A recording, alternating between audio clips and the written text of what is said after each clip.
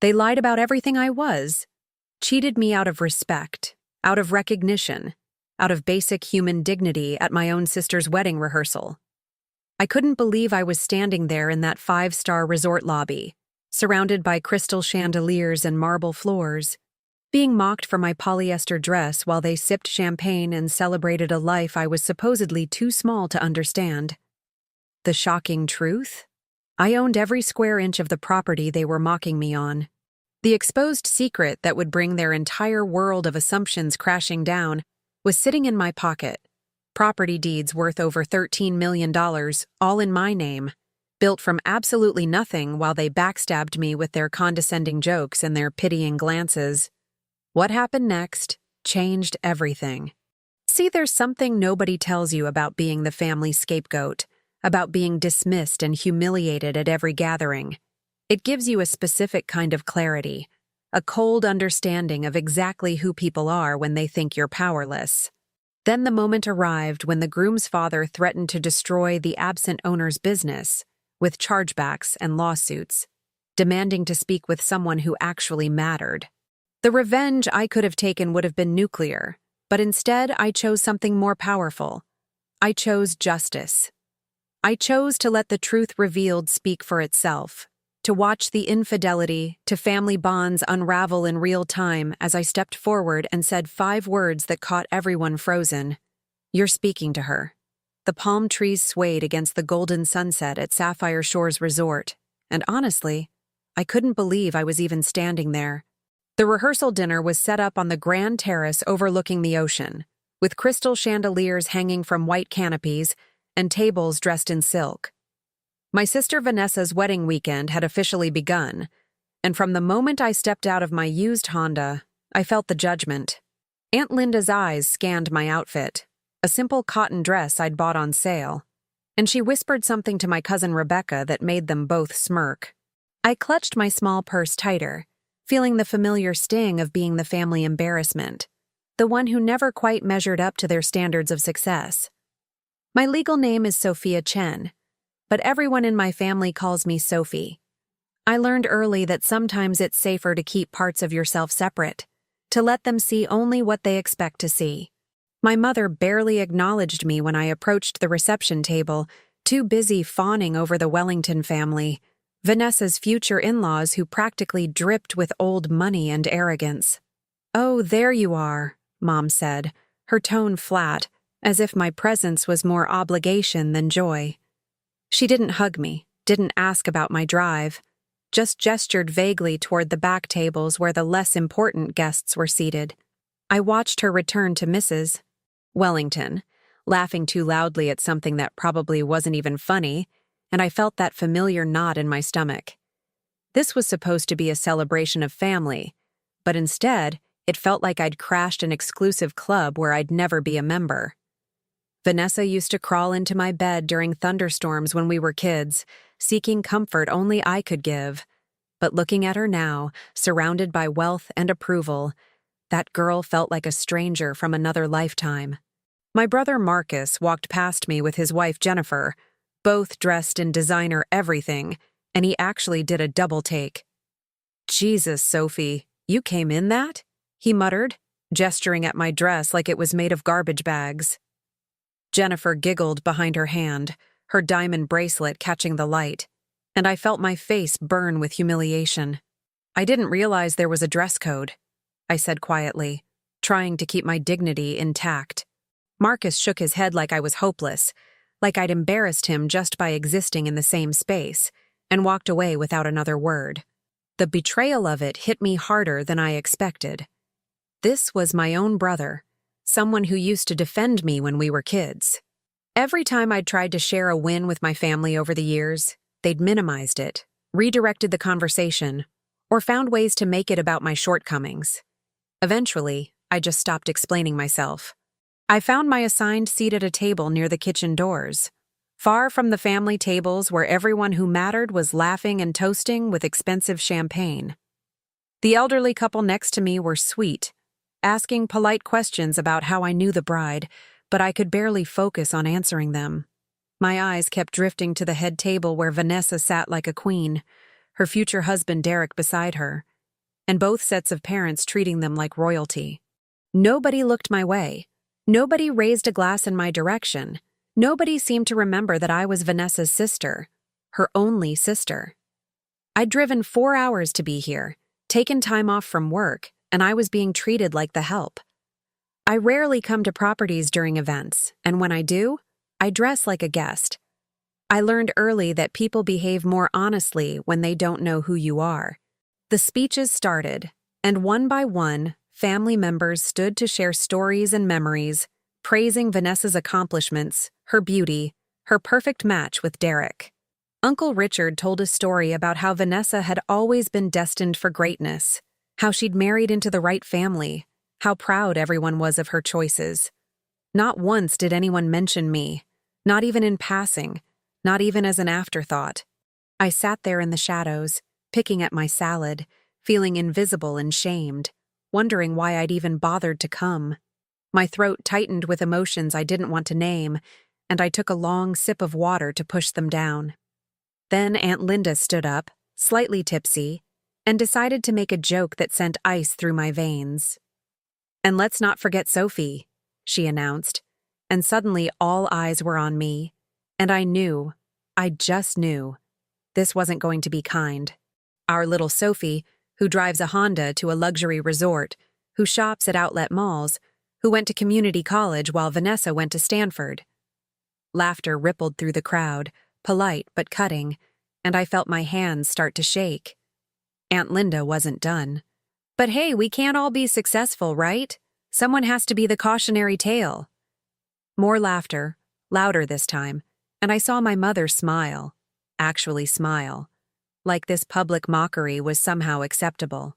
I looked down at my plate, my vision blurring, feeling the weight of their judgment crushing me. But something deep inside me stayed eerily calm. The dinner continued around me like I wasn't even there. And maybe that was better than being the target of more jokes.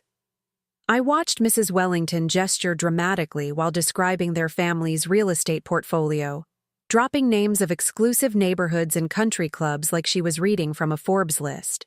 Her husband, Richard Wellington, nodded along, occasionally interjecting with comments about maintaining standards and knowing your worth in this world. Vanessa hung on their every word, her eyes shining with admiration, while Derek squeezed her hand like they'd just won the lottery. I couldn't believe how easily my sister had been absorbed into their world of wealth and pretension, how quickly she'd forgotten where we came from. My father, who'd barely spoken to me all evening, suddenly decided to chime in from his seat. "You know, Sophie could have done better for herself if she'd just applied herself," he said loudly enough for several tables to hear. His new wife, my stepmother of 5 years, nodded in agreement, adding, "It's never too late to go back to school, dear." The condescension in her voice made my skin crawl. This woman who'd only known me as an adult, presuming to give me life advice in front of strangers. I bit the inside of my cheek and said nothing, letting their words wash over me like toxic rain.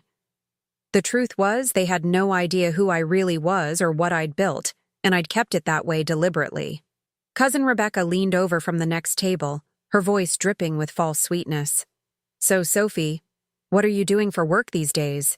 Still managing that little property or whatever?" She said, "Little property," like it was a lemonade stand, and her friends giggled right on cue. I could feel the setup, the way she was positioning me as the failure, the one who'd never amount to anything in their eyes. "I manage properties, yes," I said simply, refusing to elaborate, and I saw disappointment flash across her face. She'd wanted me to defend myself, to sound desperate or insecure. Instead, I took another sip of water and let the silence speak for itself, even as my heart pounded with the injustice of it all. The appetizers arrived, and I noticed how the waitstaff moved around our table differently than the others, faster, less attentive, like we weren't worth the same level of service. One young waiter, probably in his early 20s, apologized quietly when he refilled my water glass, and I smiled at him genuinely. "Thank you so much. You're doing a great job," I said, and he looked surprised, like he wasn't used to being acknowledged as a human being. At the head table, Richard Wellington snapped his fingers at another server, demanding his steak be recooked because it wasn't pink enough. The backstabbed feeling intensified as I watched my own family laugh at his rudeness, like treating people poorly was a sign of sophistication. Marcus approached my table during the main course, and for a moment, I thought maybe he was coming to apologize, to bridge the gap that had grown between us over the years. But no, he wanted to give me advice about my career choices, standing over me like a disappointed parent instead of a brother only 3 years older. You know, Soph, if you'd listened to me about getting an MBA, you wouldn't be struggling right now, he said, his voice low enough that only our table could hear. Jennifer's brother could probably get you an entry-level position at his firm if you're interested. It's not glamorous, but it's better than whatever you're doing. The casual way he dismissed my entire life, my work, my choices. It took everything in me not to laugh in his face. I looked up at Marcus, at his expensive suit and his confident posture, and I saw a stranger wearing my brother's face. "That's really thoughtful of you," I said evenly, "but I'm good where I am." He frowned, clearly expecting me to jump at his offer, to be grateful for the scraps of opportunity he was throwing my way. "Don't be proud, Sophie. Pride won't pay your bills," he said, and then walked away before I could respond, leaving me sitting there with my self-worth hanging by a thread. But what he didn't know, what none of them knew, was that my bills were paid, and so were the bills for 4 other properties, and the resort where they were currently eating and drinking and judging me employed over 200 people who reported directly to my management company. The evening air had turned cooler, and the party had moved into full celebration mode with music and dancing on the terrace. I stayed at my table, watching the joy I wasn't invited to share, feeling the familiar weight of exclusion settle over my shoulders. The vengeance part of me wanted to stand up right then and announce the truth, to watch their faces crumble when they realized how wrong they'd been about me. But I'd built my business on patience and strategy, on making smart decisions rather than emotional ones, and tonight would be no different. I sipped my wine slowly, observing the dynamics, the power plays, the casual cruelty disguised as family banter. Vanessa finally approached me, her wedding glow slightly dimmed by champagne and exhaustion. "Hey, thanks for coming," she said, her tone suggesting my presence was more about checking a box than genuine sisterhood. She didn't sit down, didn't ask how I was doing, just stood there in her designer rehearsal dress looking uncomfortable. "I know this probably isn't your scene, with all the fancy stuff and everything," she added, and I heard the unspoken message, "You don't belong here." I smiled up at her, the same calm smile I'd been wearing all night. "It's beautiful, Vanessa. I'm happy for you," I said, meaning the first part and questioning the second. She nodded, relieved to escape, and hurried back to her fiancé without another word. For a split second, I saw the little girl who used to need me, but she vanished just as quickly behind the mask of the perfect bride. The Wellington family had gathered near the bar, and I couldn't help but overhear their conversation about the resort itself. Mrs. Wellington was complaining about the room temperature, the thread count of the sheets, the speed of the Wi-Fi, finding fault with every detail of a property that had a 5-star rating and a wait list that stretched months into the future. "For what we're paying, I expected perfection," she declared, and Richard Wellington nodded in agreement. "I've half a mind to dispute the charges with our credit card company. These boutique resorts always overcharge and underdeliver." My fingers tightened around my wine glass, but I kept my expression neutral. The karma of this moment wasn't lost on me. Derek's younger brother, Kyle, joined their complaints with his own observations about the staff being too slow and the amenities being adequate at best. He'd cheated on his girlfriend at his bachelor party last year. Everyone knew but pretended not to, and now he stood there acting like he had any moral authority to judge anything. I watched him gesture rudely at a server who was balancing a tray of desserts, nearly causing her to drop everything, and something inside me shifted. This wasn't just about my family's dismissal anymore. This was about people who believed their wealth gave them the right to dehumanize others. The family drama I'd been enduring suddenly felt smaller compared to the bigger issue at play. My mother joined the Wellington circle, eager to insert herself into their conversation, and I heard her actually agree with their complaints. Yes, I was surprised Sophie recommended this place. She lied smoothly. I hadn't recommended anything. Vanessa had chosen it from a wedding magazine. She probably got some kind of discount or group rate. You know how she is with money. The way she threw me under the bus to gain favor with these people, to align herself with their cruelty, made my blood run cold. The betrayal was complete, absolute, and it crystallized something inside me. I wasn't invisible because I'd failed. I was invisible because they needed me to be, because my success would force them to confront their own prejudices and assumptions. The dessert service began, and I watched the servers move through the crowd with practiced efficiency, their professionalism never wavering despite the rudeness they encountered. I knew each of them by name, had personally interviewed some of them, approved their benefits packages, ensured they had fair wages and respectful working conditions. They had no idea I was connected to their employment, and I preferred it that way. But watching Richard Wellington snap his fingers at Maria, a single mother working double shifts to support her kids, while my family laughed at his wit, I felt my resolve harden. The truth was going to come out tonight, but not as revenge, as a lesson in dignity and respect. The moment arrived with the sharp sound of Richard Wellington's fist hitting the reception desk in the resort lobby. I'd followed the commotion inside, along with several other guests, drawn by his raised voice and aggressive demands. "This is absolutely unacceptable," he shouted at the night manager, Thomas, who I'd hired personally 3 years ago for his calm demeanor and problem-solving skills. "The air conditioning in our suite is 1 degree too warm, and I will not tolerate this level of incompetence." His face had turned red, veins bulging in his neck, and I could see Thomas maintaining his professional composure despite the humiliation of being berated in front of guests. Mrs. Wellington stood beside her husband, arms crossed, adding her own complaints to the pile. "And the towels aren't the Egyptian cotton we specifically requested. This is fraud, pure and simple. We're paying premium prices for substandard service." She pulled out her phone, threatening to post negative reviews on every travel site she could find. My family had gathered to watch the scene unfold, and instead of being embarrassed by the Wellingtons' behavior, they seemed to be enjoying it. Like this display of entitlement was entertaining rather than appalling. Vanessa looked worried, probably afraid this conflict would ruin her perfect wedding weekend, but she said nothing to defend the staff. Derek stepped forward, trying to calm his father down, but Richard wasn't interested in peace. "No, son, this is about principle. These people need to learn that they can't just take our money and provide mediocre service." He turned back to Thomas, jabbing his finger in the air. "I want to speak with the owner immediately. Right now. I will not be dismissed by some middle manager who probably doesn't even have the authority to comp our stay." The way he said "middle manager" dripped with contempt, as if Thomas's position somehow made him less than human. I felt my jaw clench, watching this successful, kind man being treated like garbage by someone who believed money could buy the right to abuse others. Thomas remained calm, his voice steady and professional.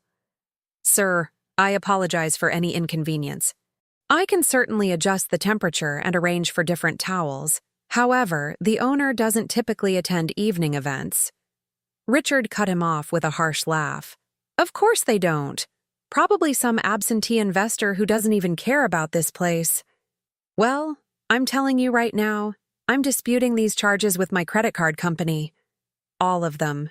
The rooms, the catering, everything. Chargebacks trigger audits, freeze merchant accounts, and threaten payroll for over 200 employees." The threat hung in the air, and I saw several staff members exchange worried glances. They knew what he was really threatening: the human cost behind his financial tantrum, the livelihoods that could be disrupted by his spite.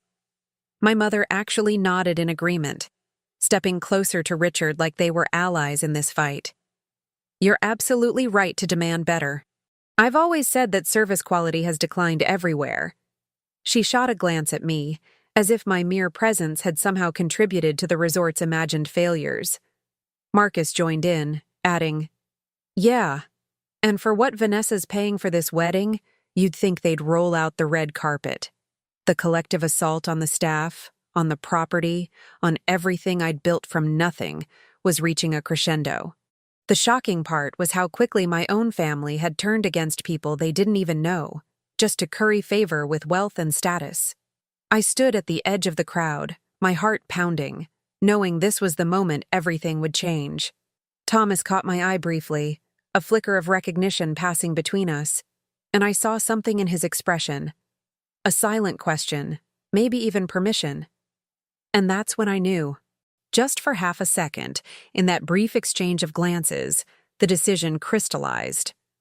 Richard Wellington raised his voice again, demanding action, threatening lawsuits, promising to ruin the resort's reputation unless someone with actual authority appeared immediately.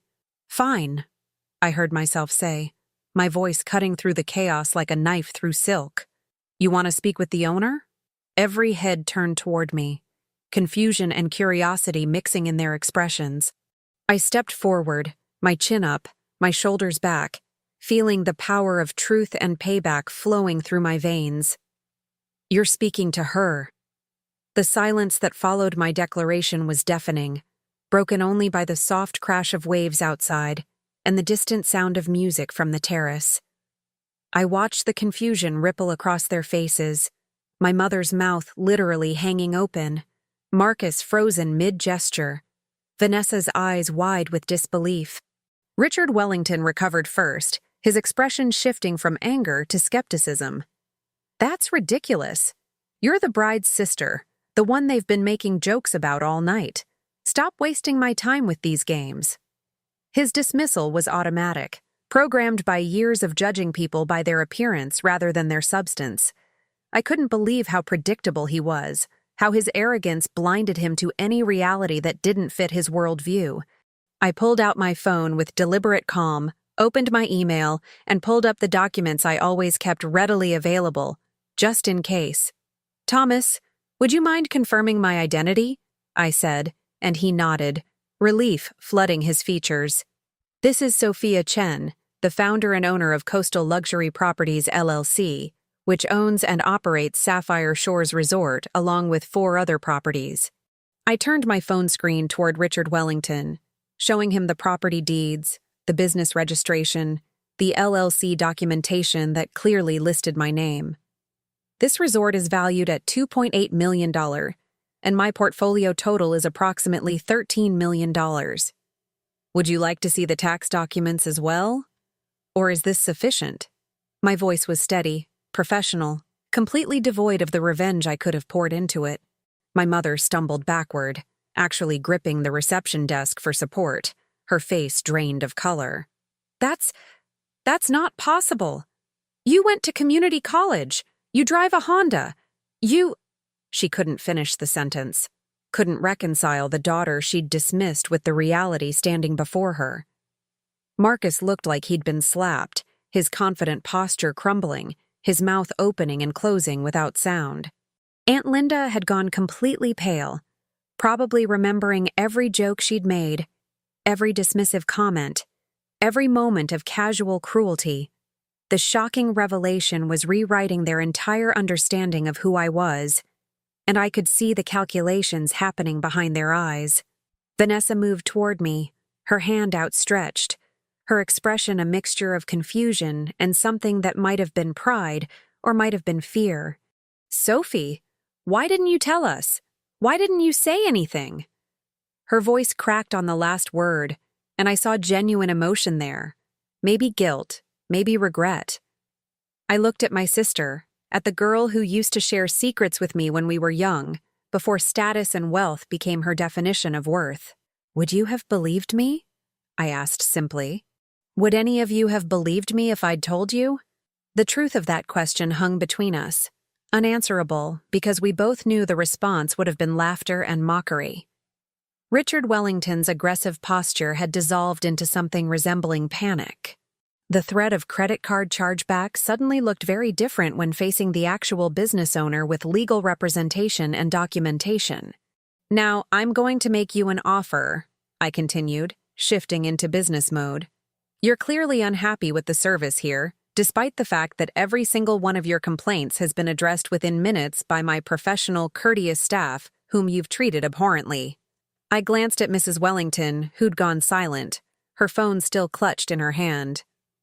"I'm willing to refund your entire wedding package, $85,000, as my gift to my sister. Consider it her wedding present from me." The gasp that went through the crowd was audible, and I saw Vanessa's eyes fill with tears, though whether from gratitude or shame, I couldn't tell. "However," I continued, my tone hardening, "this gift comes with conditions. First, you will personally apologize in writing to every staff member you've mistreated tonight. Thomas, Maria, the housekeeping team, the servers, everyone. Second, you will treat the remaining staff with the respect they deserve for the rest of this weekend. And third, you will never threaten my employees or my business again. If you cannot agree to these terms, you're welcome to keep your original payment and conduct yourselves however you see fit, but I will personally ensure that every hotel and resort in this region knows exactly how you treat service workers." The justice in that moment wasn't about money or power. It was about dignity and reclaiming the humanity that people like the Wellingtons tried to strip from others. The apologies came slowly, painfully, each one feeling like pulling teeth, but they came. Richard Wellington went first, his jaw tight as he approached Thomas and muttered something that resembled remorse. Mrs. Wellington followed, her pride visibly wounded, but her words at least sounded sincere when directed at Maria. I watched my family processing the revelation, their faces cycling through emotions: shock, embarrassment, regret, and something that might eventually become respect. My mother approached me carefully, as if I were a stranger she was meeting for the first time, her eyes red-rimmed. "Sophie, I don't know what to say. I've been so wrong about you, about everything." Her voice broke, and I saw the weight of years of judgment crushing down on her. This didn't erase years of damage, and we both knew it. Vanessa came next, tears streaming down her face, not caring about her makeup or her image anymore. "I'm so sorry. God, Sophie, I'm so sorry. I've been horrible to you, and you're here giving me this incredible gift after everything." She wrapped her arms around me, and I felt her trembling, felt the genuine remorse in her embrace. For the first time in years, I hugged my sister back, really hugged her, and felt some of the frozen parts of my heart begin to thaw. The family betrayal had cut deep, but maybe, just maybe, it wasn't irreparable.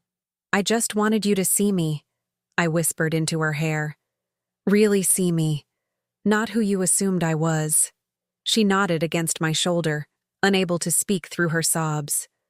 "Apologies don't rebuild trust overnight, but they can lay the first stone." Marcus approached with his wife, his usual confidence completely shattered. "Soph, I've been such an asshole. That offer about the entry-level position? Jesus, I can't believe I said that to you."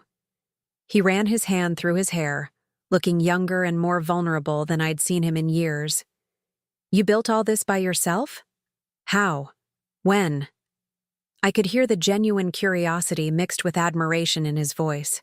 "I started with one rental property 10 years ago," I explained quietly. "Reinvested every profit, learned the business from the ground up, treated people with respect, and built from there. While you were all assuming I was struggling, I was creating something real. The infidelity to family bonds that had existed between us was finally being addressed. Not with anger, but with honest conversation. Some wounds don't close just because truth arrives, but at least now we could see them clearly." My father stood apart from the group, his face unreadable, and I wasn't sure if he'd join the reconciliation or hold on to his pride.